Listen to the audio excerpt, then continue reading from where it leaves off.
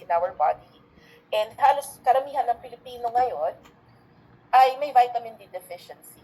Pwedeng dahil sa lifestyle natin, diet natin, talagang mababa ang vitamin D level. So, when we have low vitamin D levels, maaari tayong ma-stroke. No? We are at risk of stroke. So, balik rin natin. Instead of me saying na pag mababa ang vitamin D mo, ito yung mga sakit mo, gusto ko, i-approach natin siya na when you take vitamin D, ito ang mga maiiwasan mo.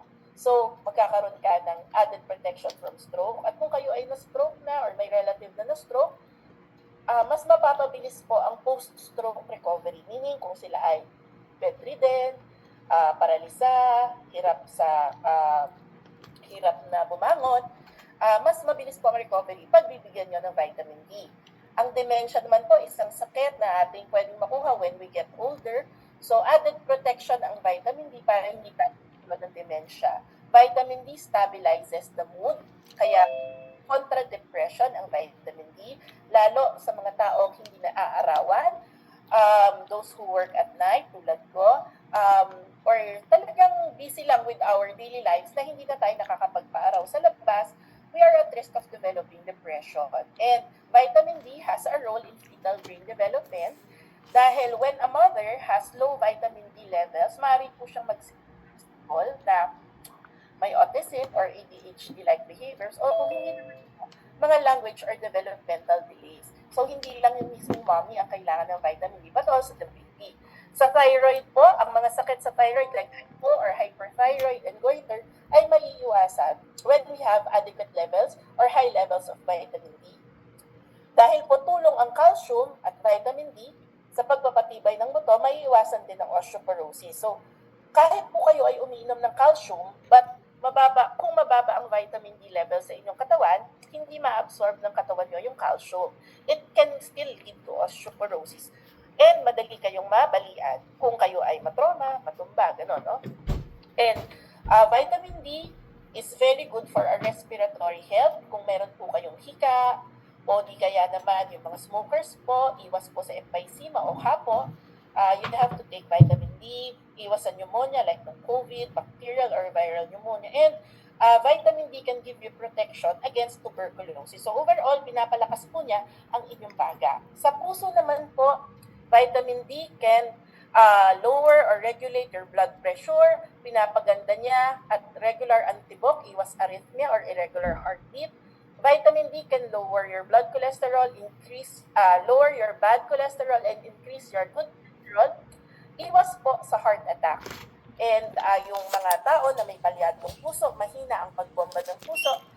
Dahil po maganda ang vitamin D sa muscle at ang puso ay isang malaking muscle, napapalakas po ng vitamin D ang quality ng pag-contract ng puso. So yung mga may heart failure. And then, lagi ko tong naririnig, no? Inom ka ng vitamin D. Ay, ayoko kasi marami na akong maintenance. Baka masira yung liver ko, baka kidneys mo. Totoo po naman na kung marami na kayong iniinom na maintenance or kung ano pang gamot, may mga gamot na makakasira sa inyong liver. And vitamin D po ang isa sa mga vitamins na kayang protektahan or kayang liver function nyo. So, kailangan po ng liver ninyo ng vitamin D and also your kidneys. No? Lalo po kung kayo po ay may hypertension and diabetes, ano ang long-term ng mga sakit na yon, it could lead to chronic kidney disease or yung mga nagda-dialysis dahil may mga sakit na. So, iwas po sila or additional protection for your kidneys. Sa mga may diabetes, vitamin D can regulate or control sugar.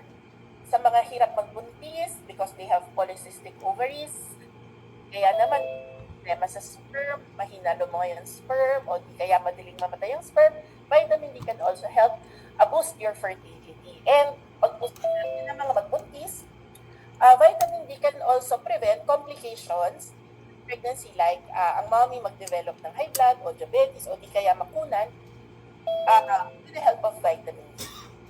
Sa mga balat po, no?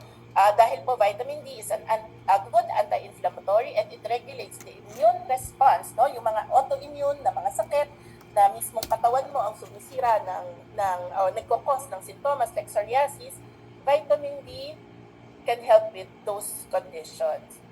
sa dugo. Pag mababa ang pula ng dugo mo, inom ganit ito. And ito po, tulad nung nakwento ko na yung father ko, nagka-cancer. So there are certain cancers na namamana, nasa lahi nyo. There are certain cancers naman na because of your lifestyle, because you smoke, or kung ano man yung risk factor. Pero may mga cancers din po na according sa pag-aaral ay dahil mababa ang vitamin D levels mo, like lung cancer, breast, colon, prostate, and pancreatic cancer. So, para maiwasan yun, take vitamin D. Napakasimpleng solusyon sa napakaraming problema na present ko. So, ano po ba ang normal or recommended level of vitamin D? So, dahil nga ito is for all ages. So, for babies, kahit nga baby na nasa tiyan pa, pwede din. So, for infants, up to 12 months of age, you can give them 1,000 IU or 1 capsule. I-prick nyo lang po ng needle, ipatak or ihalo sa feeding ng baby. For children naman po, 1 to 18 years, you can give them 2,000 to 4,000 IU or 2 to 4 capsules per day.